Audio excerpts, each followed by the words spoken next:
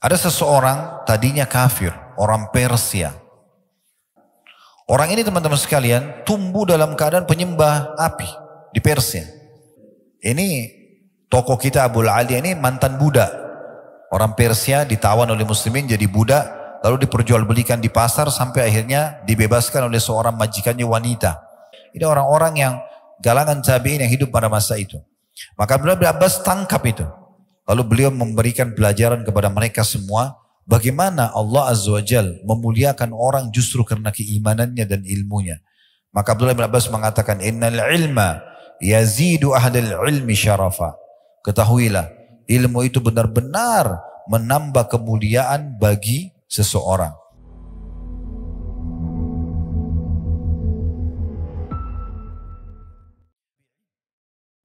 Ada seseorang tadinya kafir, orang Persia. Namanya Rafi' ibn Mahran, julukannya Abu Aliyah.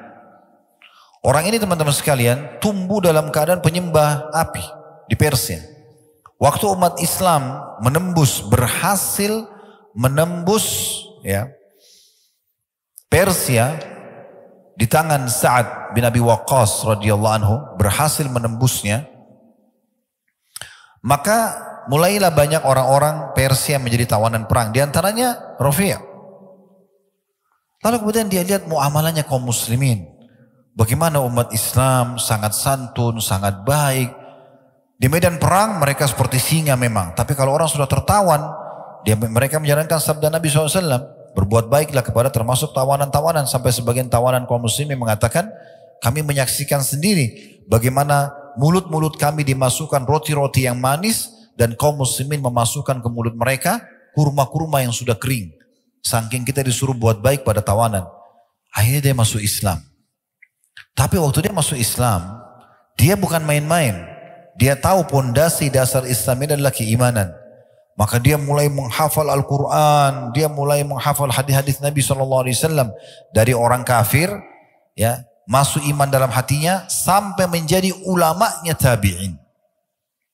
Abu Aliyah sampai dalam ilmu hadis dikenal dengan sanad emas.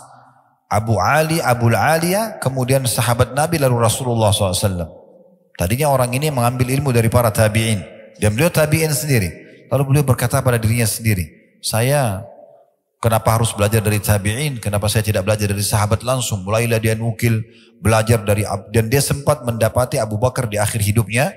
Kemudian juga datang di masa Umar dan mulai belajar dari Abdullah bin Abbas, Abdullah bin Umar, Anas bin Malik, Samurah bin Jundub dan banyak sekali sahabat-sahabat Nabi yang lain dan menjadi murid-murid utamanya.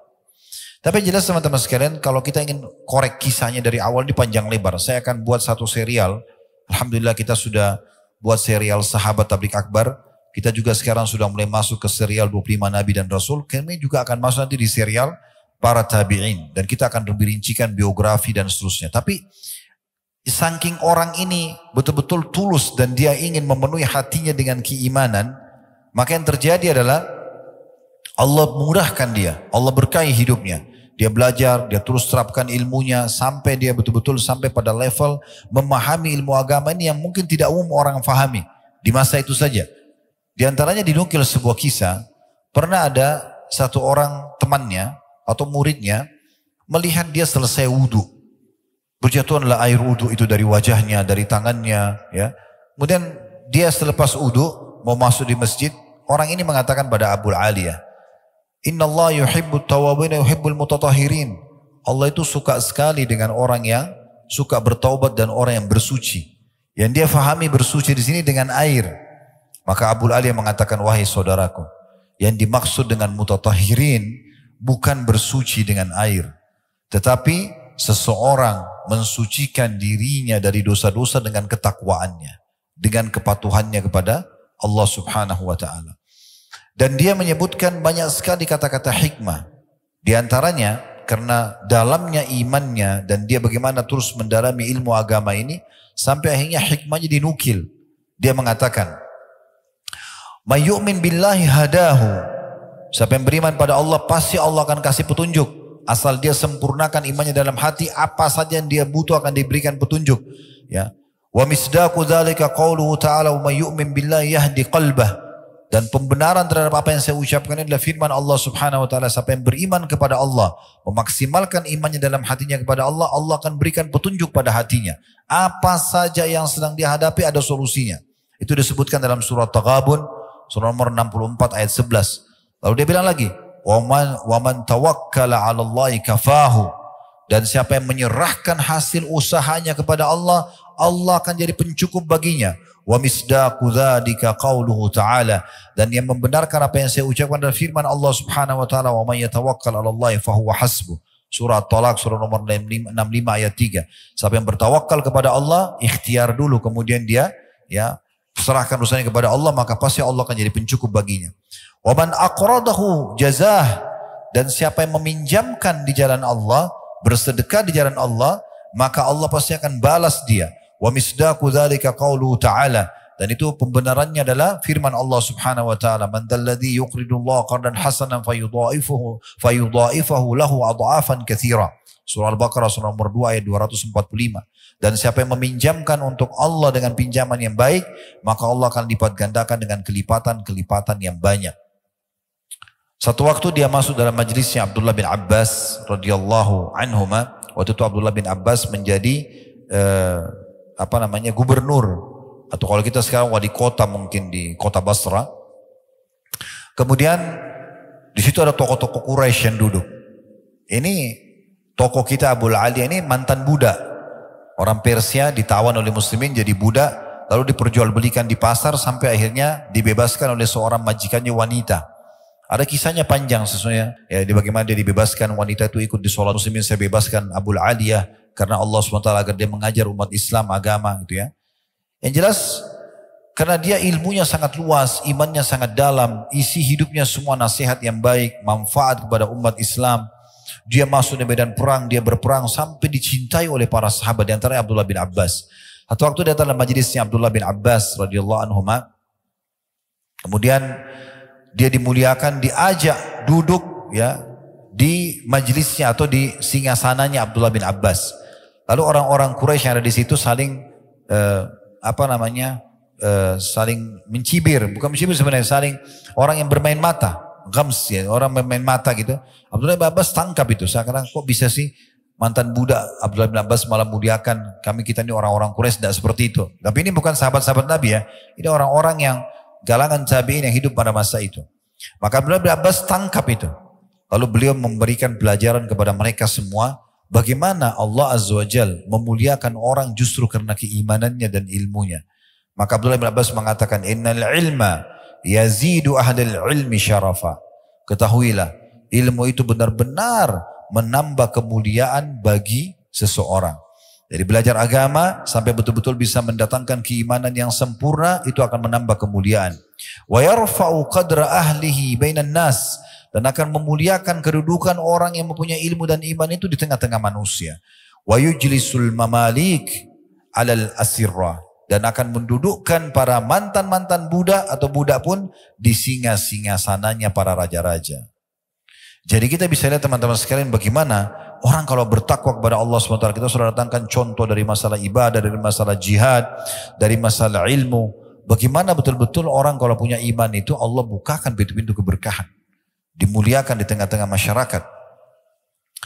Kemudian teman-teman sekalian, kita juga mungkin perlu fahami baik-baik tentang masalah apa yang kita bahas ini. Pastikan teman-teman sekalian, kalau kita bertakwa kepada Allah Subhanahu wa taala, kita menjaga hubungan kita sama Allah, menjaga keimanan kita, tidak akan pernah sama keadaan kita dengan orang-orang yang berbuat maksiat. Kenapa saya datangkan poin ini? Karena pernah ada yang mengatakan begitu.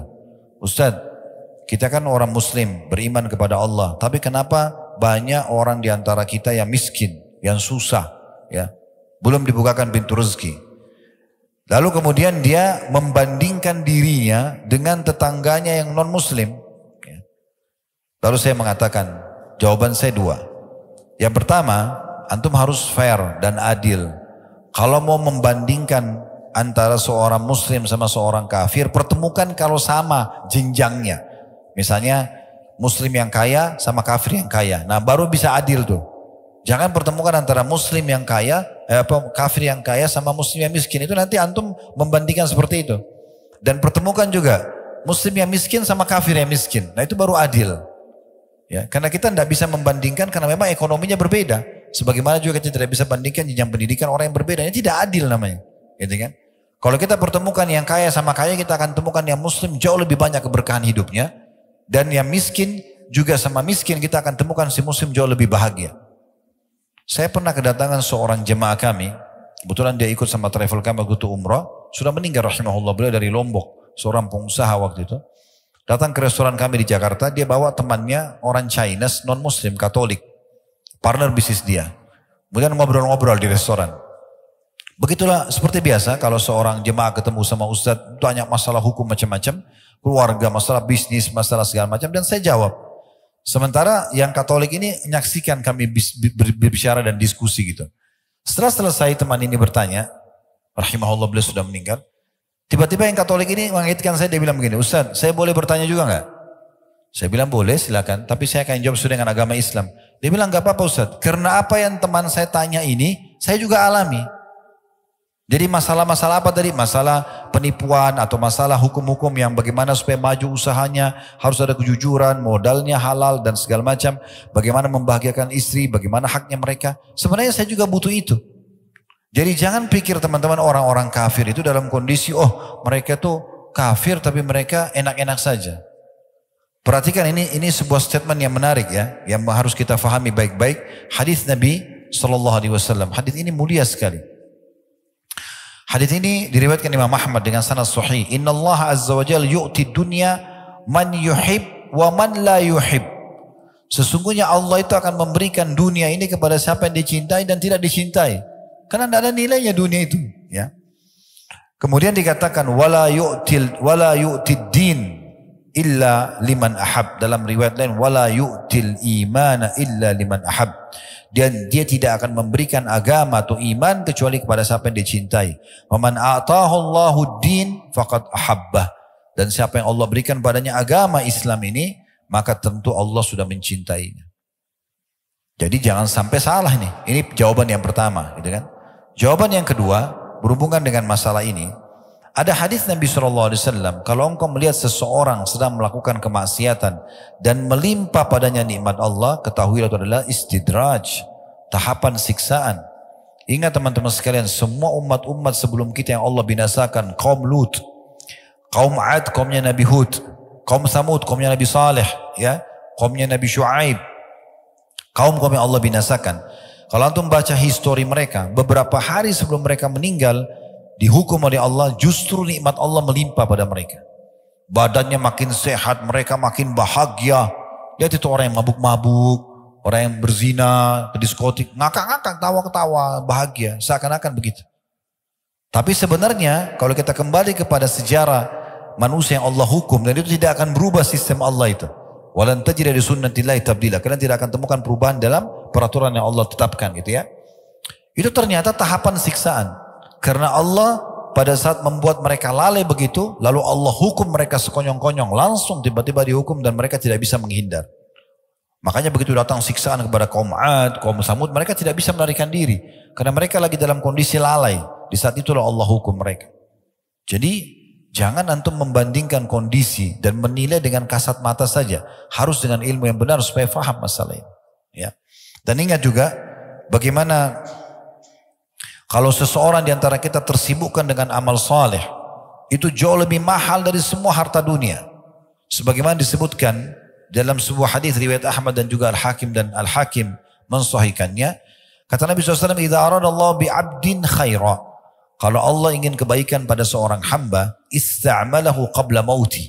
Allah akan menggunakan dia sebelum dia meninggal. Fasa'ala ar-rajulu minal qaum masti'malah. Lalu seorang dari kaum yang ada di situ menanyakan pada Nabi SAW, bagaimana Allah menggunakannya? Qala sallallahu alaihi wasallam, yahdihillahu tabaraka wa ta'ala ila al-amali salih qabla mauti, thumma yakbiduhu alaih. Allah akan berikan dia petunjuk untuk mengerjakan amal saleh, kemudian Allah mewafatkan dia di atas keadaan itu. Jadi orang-orang kafir ditutup dalam kondisi lalai sehingga lebih berat hukuman bagi dia, orang-orang beriman ditutup dengan amal-amal saleh. Sebagian salaf mengatakan, laisa sya'nu an tuhib. Tidak penting sebenarnya bagaimana kau mencintai. Walakin sya'an an tuhab. Tapi yang penting adalah kau dicintai. Ai laisa an tadhun annaka tuhibbullah. Maksudnya bukan poin adalah kau mengira dirimu kau mencintai Allah. Walakin sya'an al-azim an yuhibbaqallah. Tapi yang benar adalah bagaimana Allah mencintaimu. Ya Allah la yuhibbu illa man istahaqqa dzalikal hubb. Karena Allah tidak akan mencintai kecuali orang yang pantas untuk menerima cinta tersebut. Teman-teman sekalian, saya akan tutup dengan perkataan yang atau beberapa dalil ini kita sebagai bahan renungan ya.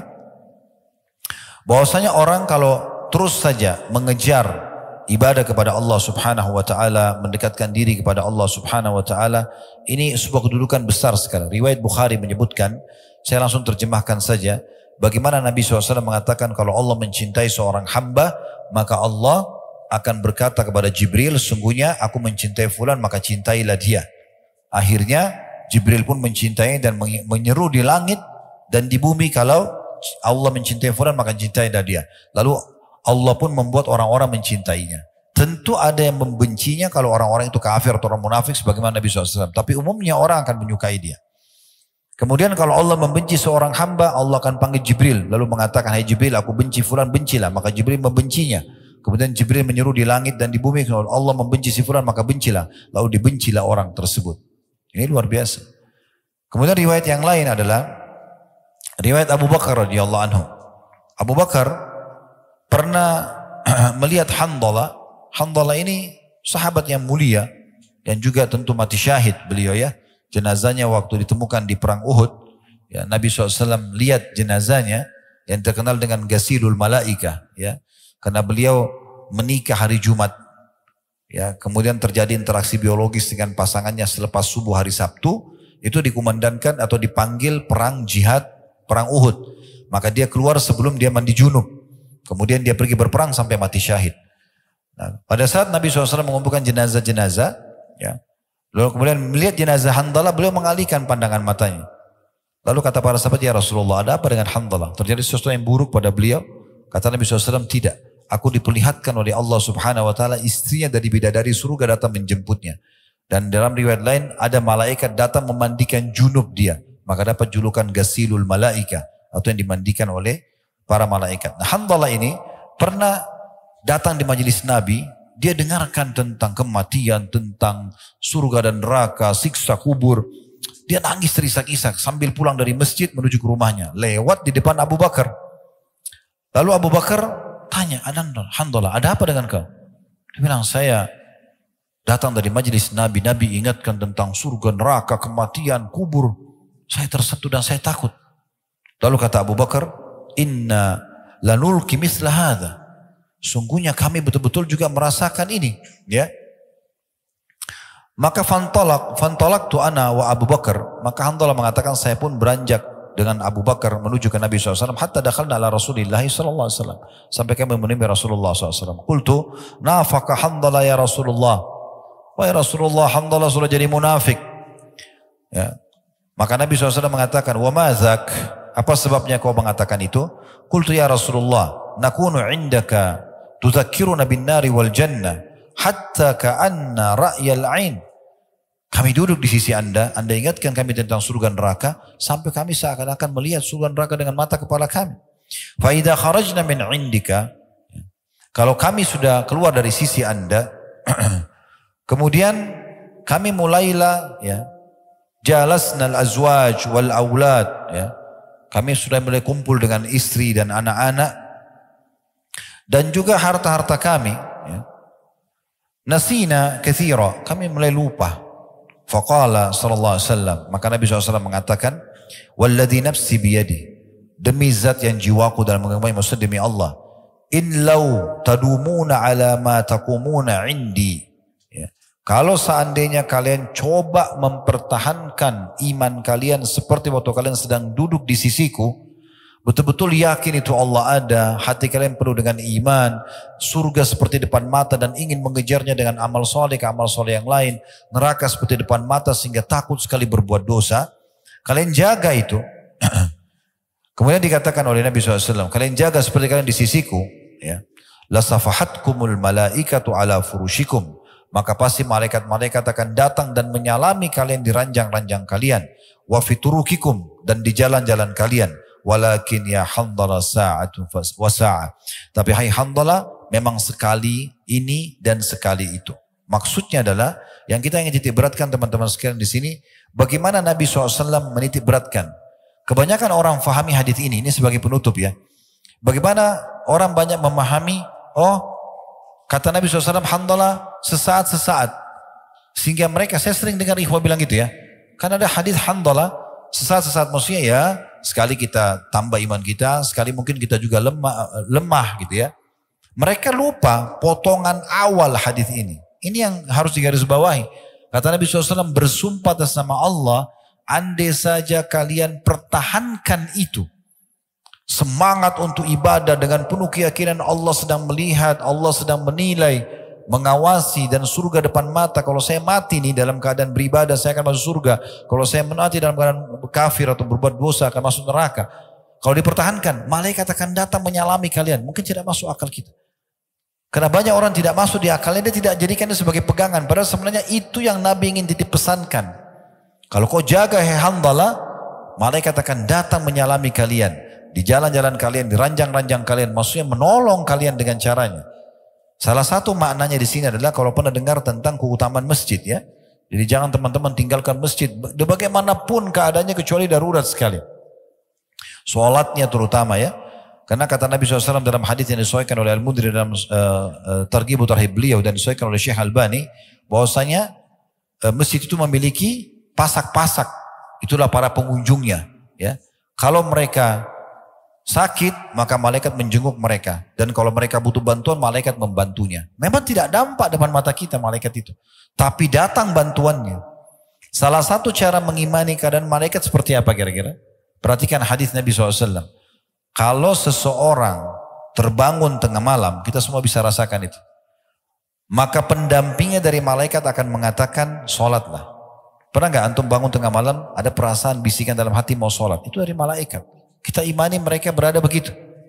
Ada masjid lagi dikumandangkan azan hayya 'alas shalah, ada dalam hati mau salat.